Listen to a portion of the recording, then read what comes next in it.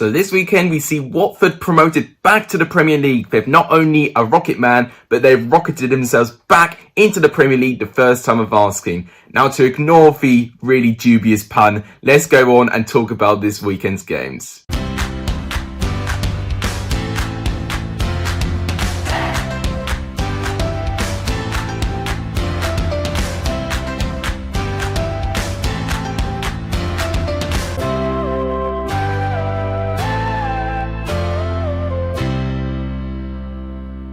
What's up everyone, welcome back to a brand new video on the channel. Today I'll be talking about my reaction to this weekend's games in the Championship. We've only got 2 sets of games left, so it's really entering the tail end of the season. A lot of twists and turns as well. We've got our top 6 automatic confirmed, so huge congratulations to Norwich and Watford, and the 4 teams currently in the top 6, Brentford, Bournemouth, Swansea and Barnsley. Huge congratulations to them. If you guys got a correct score, your comment will be on the screen right now. A handful of you did, well done to all of you that got a correct score. I got 2 correct scores in the Championship. It was the Watford and Millwall game, and I've got the Barnsley and Rotherham game right. This is what the Lexus Hall of Fame looks like now. Unlike the Championship, there's still a lot to play for in the top of the table. The Championship Lexus Hall of Fame looks like this. Not too much change there, but there's still a little bit of change. But without any further ado, let's go on and talk about this weekend's games. So we'll start off with Brentford picking up a 1-0 away victory against Bournemouth. And this was a performance from Brentford I've been waiting to see for quite some time.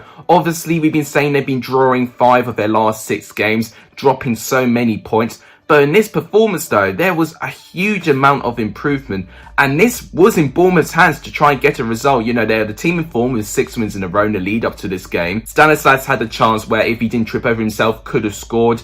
Brentford also had chances, and Bournemouth, having a really high line, were heavily exposed to quite long looping balls. Tony had chances. There was one chance where he just waited for too long and he just made the wrong decision and Begovic saved it. In the second half, it was a little bit more open, but it was Brentford that were creating more of the opportunities. Canos had an opportunity blocked off the line.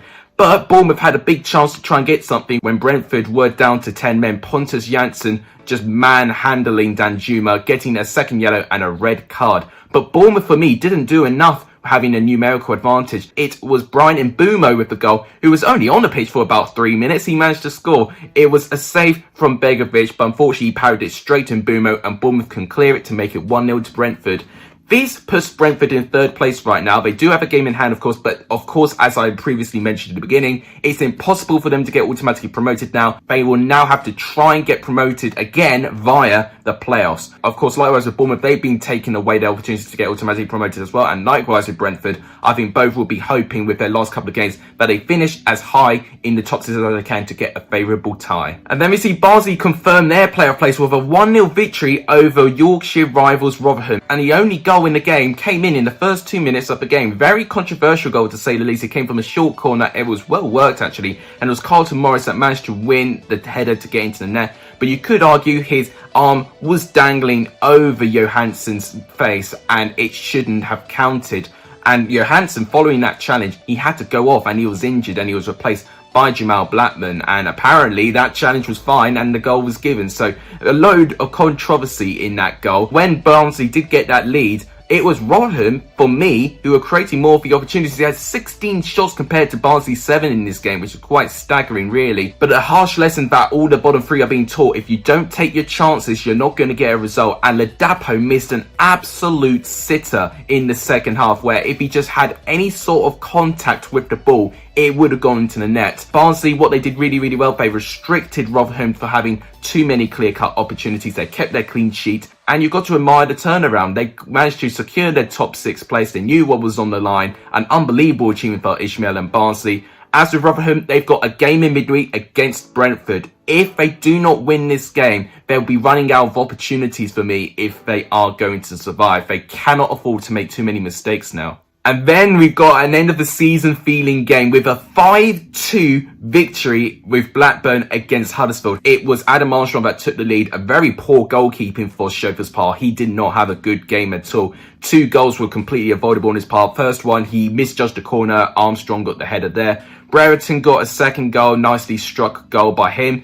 Huddersfield had a bit of a lifeline. They got a goal just before half-time. They didn't even have a shot on target in that half, but they still managed to get a goal. It was a Ryan Nyambe own goal. Blackburn, immediately from that second half, they really struck Huddersfield and really put them to the sword. 3 goals in 6 minutes for Blackburn. The second goal from Armstrong was really poor positioning by Sarr, almost playing left back with Toffolo, and because there was so much space for Brereton, he simply just ran through, no one challenging him, squared it to Armstrong to make it 3-1. Then it got to 4-1, nice play in the left-hand side, and Sam Gallagher keeping the ball. His shot was great, but Sheffield got a hand to it, and you feel he should have saved it. Huddersfield were completely outplayed. They didn't have a single shot on target until when Josh Koroma got his goal in the 82nd minute. It was good to see Koroma start again. It's his first appearance after he was injured for a lot of this season, and his goal was fantastic as well, probably the best goal out of the 7 goals we saw in this weekend. It's been a pretty disappointing season based on the quality of the squad, and you can see the quality that the squad has had, and you'd feel with that quality they shouldn't finish as low as 15th. And then is this the final nail of the coffin for Wycombe as they lose 2-1 to Cardiff?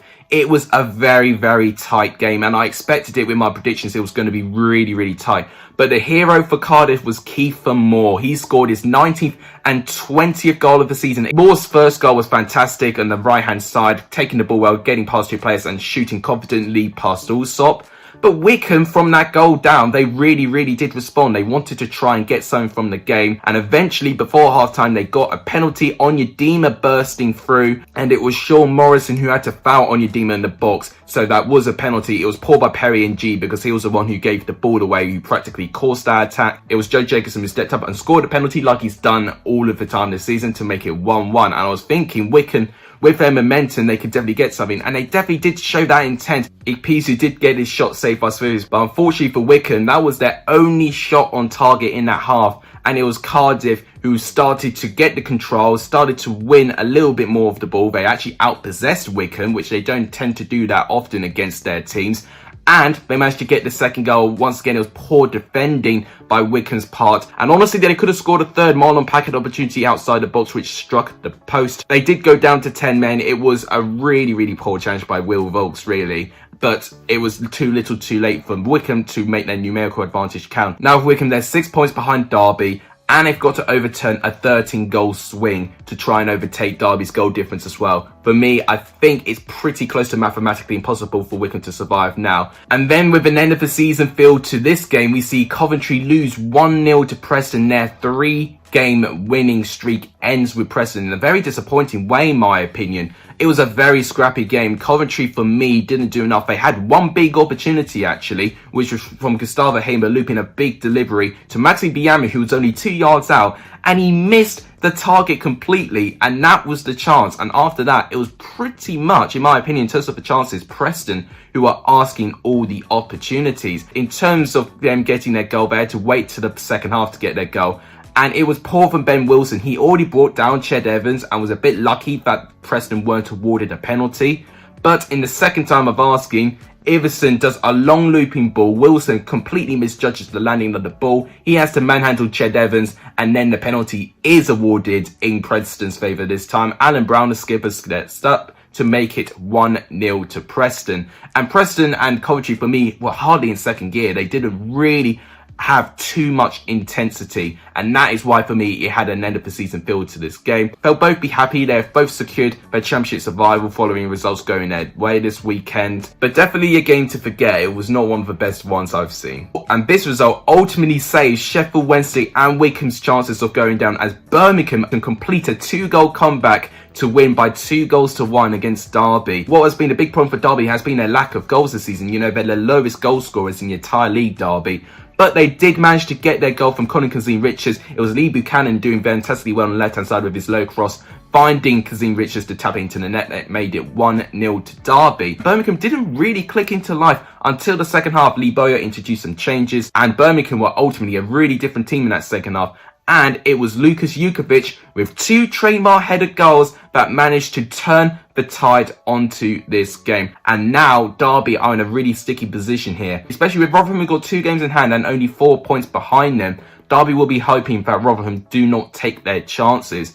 As with Birmingham, unbelievable turnaround under Lee Bowyer. 17 points picked up in the opening 8 games. That's 17 out of 24, which is absolutely outstanding, really. And a lot of optimism for me now. in Birmingham for next season, which is exactly what I think the fans deserve. Sheffield Wednesday will be grateful for Derby not winning as they lose 3-1 to Middlesbrough, and I don't think it really should have gone to that way. Sheffield Wednesday competed and they really did try and create more chances, and I thought they were pretty good, especially in the tail end of the first half. But mistakes really cost them, and they had a handful of mistakes leading to a handful of Middlesbrough's goals. The first mistake coming from Junior Borna, a poor touch on his part. Yannick Bolasie collects it pretty much running on his own and scoring pretty confidently past Westwood with an aid of a Tomley's deflection to make it 1-0 to Middlesbrough.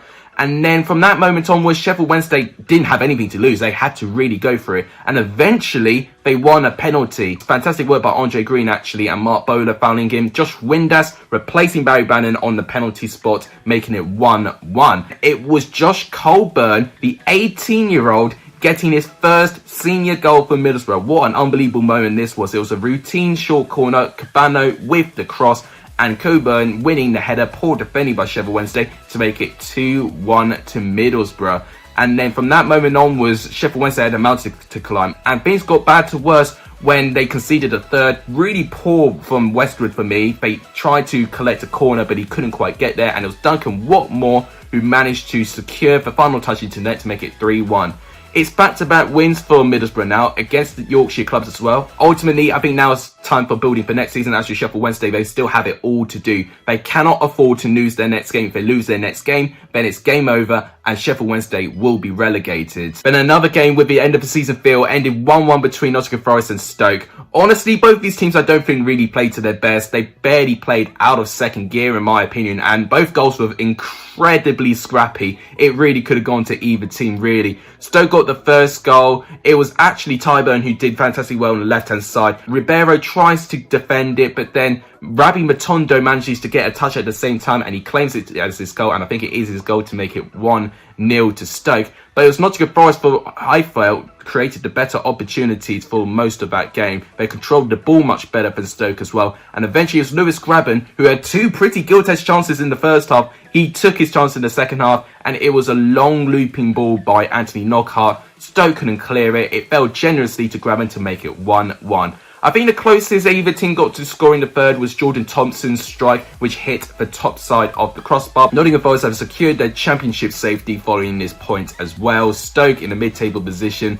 Very meaningless game, and definitely nothing else for me to say. And then we've seen Norwich within 2 points of being confirmed as champions with a 3-1 victory over Queen's Park Rangers. Honestly, I felt there should have even been more goals in this game. It was actually one of the more entertaining games that I've seen. It was Norwich with the lead, and it was, and once again, poor goalkeeping mistakes, this time from Seny Dieng. Quintilla scoring his first goal, literally just having a punt from just about 20 yards out. Dieng fumbles it, tries to hook it off the line, but it's already gone past the line to make it 1-0 to Norwich. But Queen's Park Rangers responded very well. They were awarded a penalty. Lyndon Dykes steps up. He scored all 4 of his penalties, but he missed number 5. Tim Krul doing very well to save it with his legs. And then it was pretty much game over for me in the second half when Norwich did get their second. It was Kenny McLean with a fantastic looping delivery and Max Aarons with a terrific volley. Queen's Park Rangers still continued to have a fight. It was fantastic work by Chris Willock. He then gave it to Charlie Austin, who then gave it to Lyndon Dykes, who made due to missing his penalty to getting a tapping goal, making it 2-1. But it was Norwich that got the 4th and final goal of the game to wrap up the points. And as Rob Dickey, who already gave the ball away in his own 18-yard box in the first half and was lucky that Timo Pukki didn't score that, he gave the ball away again to Todd Conwell, who gave it to McLean, who then gave it to Brendan to make it 3-1 to Norwich. Queen's Park Rangers, I thought, were quite unlucky really, but if they can have 2 good results, they could definitely finish in the top half finish, which would be a great achievement for Queen's Park Rangers. And then this is the game that secures Watford's promotion back into the Premier League with a 1-0 victory over Millwall. Ismail Assar scoring a penalty. He was fouled by Mitchell actually, so he was the one who won the penalty as well. It was great play between him and Feminina.